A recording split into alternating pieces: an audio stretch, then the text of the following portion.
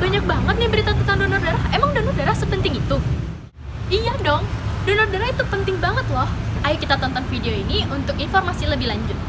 Halo, perkenalkan, namaku Putu Nandanaya Kavaleska Putri.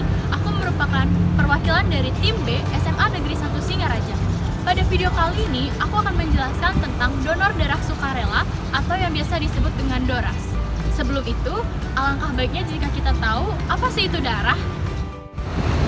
Darah merupakan suatu cairan dalam tubuh yang berfungsi untuk mengangkut zat-zat dan oksigen yang dibutuhkan oleh jaringan tubuh. Menurut buku modul donor darah PMR Wira tahun 2008, donor darah merupakan kegiatan menyumbangkan darah untuk tujuan transfusi darah. Transfusi darah merupakan proses pemindahan darah dari seorang yang sehat dan memenuhi persyaratan kepada seorang yang membutuhkan. Nah, kalian tahu nggak, donor darah itu dibagi menjadi dua loh. Yang pertama, donor darah pengganti, dan yang kedua, donor darah sukarela.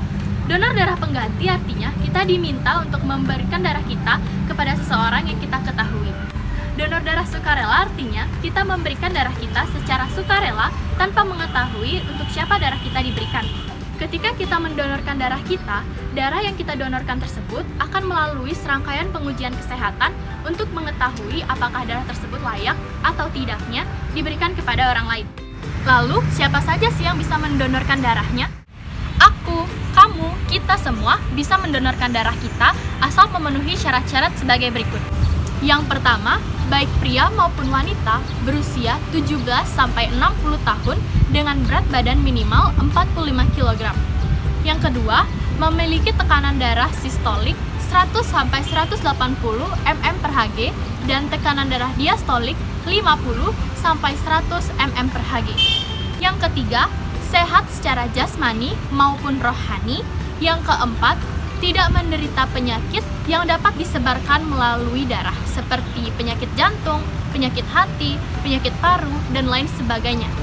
Oh ya teman-teman, donor darah ini tidak diperbolehkan untuk wanita yang menyusui, hamil, maupun sedang datang bulan. Manfaat apa sih yang kita dapat sebagai pendonor? Manfaat yang kita dapat sebagai pendonor, yang pertama, kita mendapat kepuasan batin karena kita dapat membantu orang yang membutuhkan. Yang kedua, kesehatan kita akan dipantau karena akan diperiksa secara rutin. Yang ketiga, menyehatkan tubuh karena darah yang ada di dalam tubuh kita akan memproduksi darah yang baru. Yang keempat, kita dapat bergabung di organisasi Palang Merah Indonesia. Yang kelima, dengan meningkatnya donor darah sukarela akan meningkatkan nilai kesetiakawanan dan kepedulian sosial. Mau donor darah tapi nggak tahu caranya? Oke, di sini aku bakal jelasin cara donor darah dari awal sampai akhir.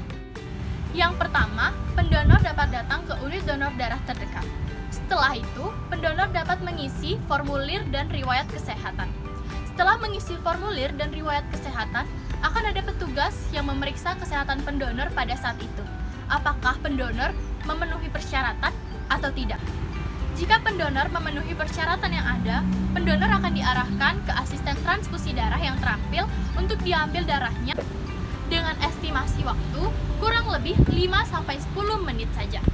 Setelah pendonor mendonorkan darahnya, pendonor akan diberikan kartu tanda anggota donor darah yang membuktikan bahwa pendonor sudah pernah mendonorkan darahnya.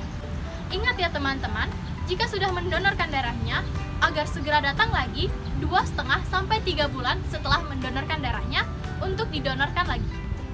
Di masa pandemi ini, tentunya teman-teman tidak perlu khawatir jika ingin mendonorkan darahnya, karena Kepala Bidang Donor Darah PMI Pusat sudah menetapkan bahwa donor darah di masa pandemi ini terjamin aman. Karena ruangan yang digunakan sebelumnya sudah dipastikan steril dan penerapan prokes yang ketat. Tentunya di masa pandemi seperti ini ada beberapa kebijakan yang harus kita patuhi, seperti dengan yang tertera pada kebijakan pelaksanaan pelayanan darah masa pandemi, di mana pendonor yang sudah menerima vaksin COVID-19 dan tidak ada kejadian ikutan pasca imunisasi dapat langsung mendonorkan darahnya 3 hari setelah vaksin dosis pertama atau 7 hari setelah vaksin dosis kedua. Namun, jika pendonor tersebut terdapat kejadian ikutan pasca imunisasi dan pengobatannya, maka pendonor tidak diperbolehkan untuk mendonorkan darahnya langsung, namun dapat mendonorkan darahnya 4 minggu setelah vaksin dosis kedua pasca bebas gejala. kita sebagai PMR Wira bisa nggak sih berperan di dalam kegiatan donor darah ini? Kan nggak semua anggota PMR Wira berusia 17 tahun ke atas. Bisa banget dong, kita sebagai PMR Wira selain bisa berpartisipasi dengan mendonorkan darah kita juga bisa mengadakan kampanye atau sosialisasi kepada orang-orang sekitar kita. Yang kedua, kita juga bisa mengadakan atau menyelenggarakan donor darah itu di sekolah. Dan yang ketiga, kita bisa mengadakan bakti sosial saat memperingati Hari Donor Darah Sedunia.